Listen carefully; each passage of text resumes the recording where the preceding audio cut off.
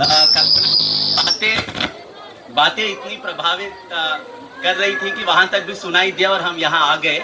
मुख्य रूप से 2-3 बातें वो कह रही थी। एक की पूरा उनकी बात में आपको शायद भाषा नहीं समझ में आया, मगर जो ताकत है, ऊर्जा है, वो तो सबको ना, सबके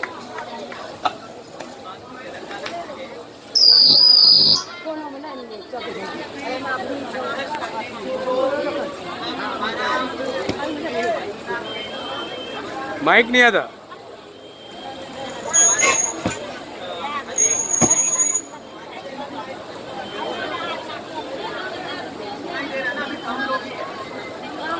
हेलो,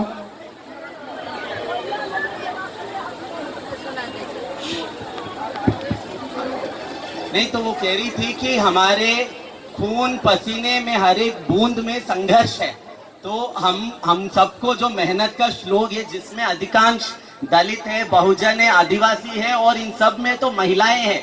तो महिलाओं की जो संघर्ष का हमारा अनुभव है, उसी से हमने बड़े बड़े लड़ाइयाँ जीती है। वो कुछ उदाहरण दे रही थी, जैसे तेलंगाना जहाँ से हम आते हैं, तेलंगाना का जो राज्य बना उसके पीछे भी बहुत बड़ा संघर्ष है, बहुत बड़ी योगदान और भूमिका है महिलाओं की, जिसके कारण तेलंगाना जैसा अलग स्टेट बना, जिसमें लाखों लाखों महिलाओं ने अपनी योगदान दी।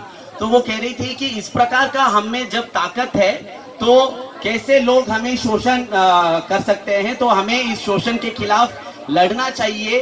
वो बहुत बातें बता रही थी कि जैसे नरेगा में कह रही थी कि पहली बार ऐसा है कि आदमी और पुरुष आदमी और महिला में कोई फर्क नहीं होना चाहिए और सबको समान वेतन मिलना चाहिए। बहुत सारे ऐसा काम हम देखते हैं कि महिलाओं को कम पैसा मिलता है, मगर अभी हम देख रहे हैं कि NREGA में भी 100 दिन से भी कम काम कई जगह पर मिल रहा है।